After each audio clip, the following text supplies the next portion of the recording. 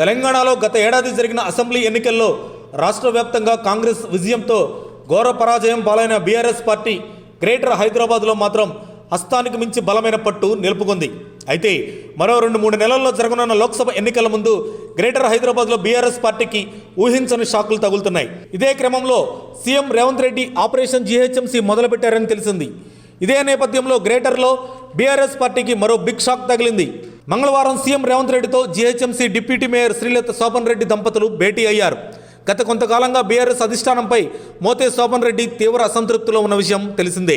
ప్రస్తుతం శోభన్ రెడ్డి బీఆర్ఎస్ రాష్ట్ర కార్మిక విభాగం రాష్ట్ర అధ్యక్షుడిగా పనిచేస్తున్నారు. అయితే బీఆర్ఎస్పై అసంతృప్తితో ఉన్న శోభన్ రెడ్డి అస్తంగుటికి చేరాలని నిర్ణయించారు. ఈ మేరకు నేడు ముఖ్యమంత్రి రేవంత్ రెడ్డిని డిప్యూటీ మేయర్ దంపతులు కలిశారు. మరో 2 రోజుల్లో శ్రీలత శోభన్ రెడ్డి దంపతులు కాంగ్రెస్లో చేరనున్నారు. ఉద్యమకారులను కేటీఆర్ అవమానపరుస్తున్నారంటూ డిప్యూటీ మేయర్ దంపతులు ఆవేదన వ్యక్తం చేస్తున్నారు. కాంగ్రెస్ దూకుడు చూస్తుంటే గులాబీ దళం నుంచి అధికార కాంగ్రెస్లోకి భారీ వలసలు జోరందుకుంటున్నాయి.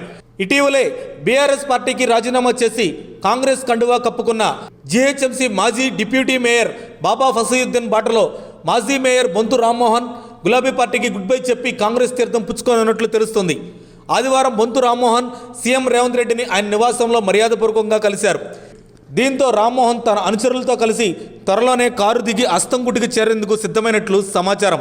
కాగా ఆయన సతీమణి చర్లపల్లి డివిజన్ కార్పొరేటర్ బొంతు శ్రీదేవి కూడా కార్పొరేటర్ పదవికి రాజీనామా చేసి కాంగ్రెస్లో చేరనున్నారు. పార్లమెంట్ ఎన్నికల ముందు రేవంత్ చేపట్టిన ఆపరేషన్ గ్రేటర్ సక్సెస్ అయినట్లేనని ప్రచారం జరుగుతుంది. ఈ క్రమంలోనే హైదరాబాద్లో తమ పార్టీని బలోపేతం చేసేందుకు అధికార పార్టీ కూడా బీఆర్ఎస్ బీజేపీ కార్పొరేటర్లు మాజీ కార్పొరేటర్లతో సంప్రదింపులు జరుపుతుంది.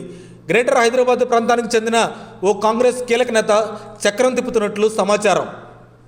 మరిన్ని అప్డేట్స్ కోసం మా కాయ్ టీవీని సబ్స్క్రైబ్ చేసుకోండి. మా వీడియో కనుక మీకు నచ్చినట్లయితే లైక్ చేయండి, షేర్ చేయండి. మీ విలువైన అభిప్రాయాలను కామెంట్ బాక్స్లో తెలియజేయండి.